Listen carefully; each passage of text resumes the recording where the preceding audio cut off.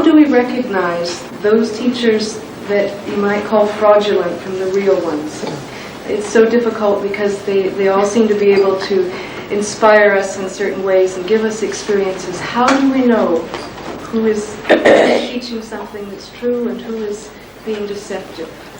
First and foremost thing is, anybody who lives on your earnings is not a guru.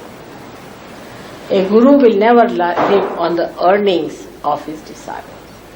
But here there are people who have built palaces, bought aircrafts and cars and this. I mean, this is something one should understand. It's so open to you to understand. I mean, I cannot understand more obvious thing that this one is. That it's a parasitic living, and you cannot have a parasites as your gurus. They can be parasites, but not your gurus. That's one of the things. And if you can, I mean, you can retain some people, If you want, because you are rich people, you can retain some. That's a different point. But you cannot have them as gurus. Guru has to be a higher personality, see.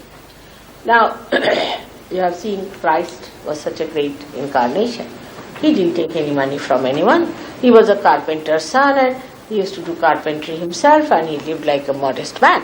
He never lived with big cars and big houses. It's not necessary, because such a person is himself is a very big king, you see, like a big emperor. He doesn't need anything. An emperor doesn't need anything, because nothing can give him comfort except that he himself is in complete comfort. So such a person doesn't want anything.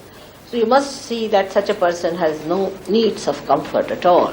He can sleep on the ground, he can sleep anywhere. Now, in this life, I should say I come from quite a wealthy family, or married to another wealthy man. You can say that way, according to your own relative ideas. But to me, I can sleep anywhere. I have no problem. I have no problem of food, no problem of sleeping anywhere, no comfort. I find it is beyond my self-respect to live on the earnings of others. It's not proper. But you are my children. Supposing now you bring a flower to me or something, it's all right. But I can't have a palace out of your money and all this. It's absurd, absolutely absurd. So this is one thing one should know, that it pampers our ego, that we can purchase our guru. We can purchase our self-realization. You see, this is a very subtle pampering, and that's how people accept. You see, they don't want to accept a person who says you cannot offer anything, it's too much for them.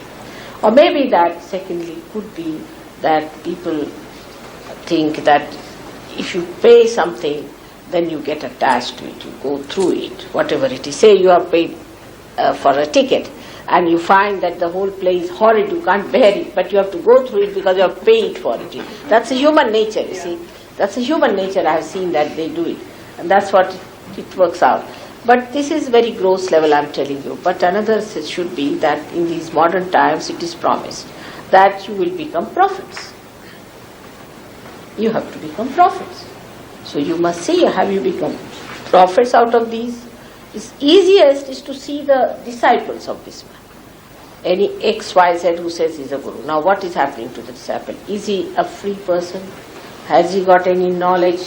Has he got any mastery? What has he achieved by being with that person? Now you have seen here there are Sahajogis, one better than the other. You talk to them, they are knowledge. Some of them have met me only for say 8 days or so, they have become knowledge. So what have they achieved, you should say? What is their style of life, their pattern of life, how they behave? And there cannot be any privacy about it. You see, like mafia, you don't tell that and you don't say that and you shouldn't do that. Of course, in Sahaja Yoga, the truth is exposed gradually. But it is not like this that if you give some money, nobody knows. Everybody knows everything in Sahaja. You see, now supposing we have to build an ashram, say for example. Alright, you build your ashram, you collect your money, do what you like and know about it. I have nothing to do with it. Also among yourself you should know how you got the money, how you spent it, what is the expense and all that. Because ashram you can pay for, but not for your realization. And this is one thing, it's very important, that what you get out of it is important. That you should become a prophet. Have you become a prophet? Then thirdly, you must know that if you are going from one to another, what we call guru shopping business, that means you have not found it. Otherwise you would just settle down. But some people are so weak that they do settle down with one and are finished with that. You must always see the people who go to these gurus, what have they got? Have they got their transformation? Because this is the age of transformation. Mataji, what about teachers or gurus who produce miracles? You go to a guru who will materialize something out of the air and say this is divine. This is all jugglery. It's all jugglery.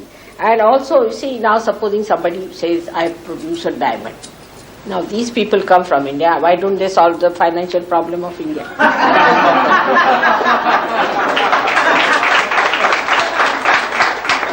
Secondly, you see, at every point they can be challenged. You should say that, then all right. One gentleman came to me and said that he gave me a diamond. I said, why you? How many diamonds you have? He said, hundreds. Then I said, why did he give you? You should give to your driver who hasn't got a diamond. You see, that is what it is. So it is all jugglery. You should see those who materialize. What have they given you? They have to give you something eternal. If they talk about God, God is not going to give you diamond. Which God has given diamonds to people? Have you heard of anyone giving diamonds? No. So you should ask for something which is the highest, which is the suprememost. Now the fourth thing, which is very important, that whatever experiences you get, for example, some people start just like jumping, some start shouting, some start behaving like animals, and they say, oh, that's what is coming out, you're taking out, you see. They feel very bad, they get horrible diseases, they get into troubles, and they get into pains, and all sorts of things, and contortions. They say, now your subconscious is coming out. Nothing has to be brought out. That's one thing you must know. The subconscious, as I told you, is on the left-hand side, and the supraconscious on the right-hand side. What you have to do is to ascend in the center and come up. Above your head is the super consciousness. And when you become that, then you develop collective consciousness. So those who want you to become like frogs, again, you must know that you are not going to become frogs anymore. That's not anyway evolution. The evolution has to go higher, not becoming frogs or earthworms, you see. And if you start crawling, it is simple mesmerism. Anybody mesmerizes can do these tricks, you see. It's simple mesmerism. And then to believe that now you are surrendered and all that is all nonsense, you see. It has no meaning to realization. In realization, you just become the master. You become the master of it. There are many people in this country who came and lured you by their talks also, talking big about Brahma, Atma Tattva, this, that and everything. That is not the way you can, that is what is just the pendulum moving from Christian sermon to Hindu sermon, and from Hindu sermon to Islamic sermon, from there to the Rabbi sermon. It goes on like that, you see. That's not the way. You have to rise higher within yourself. And that's why those who lecture about these things are really sometimes can be very, very dangerous. And so many have died of cancer, this, that. I don't know what to say, that people who go to these people get into very bad troubles and suffer so much. And then on top of that, when all this happens, they say, you must suffer. That's a very good excuse, you must suffer. You must pay to suffer. Pay money to suffer. And then people go on suffering. Now one thing I have to tell you, that Christ has suffered for us. We don't have to suffer anymore. Those who deny suffering will have to go for suffering. All right, have it. But He suffered for us. There is no need for us to suffer anymore.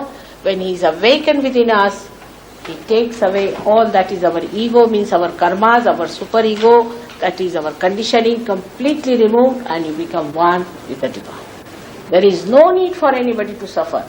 And this idea of suffering is all nonsensical. You should not suffer at all. Good.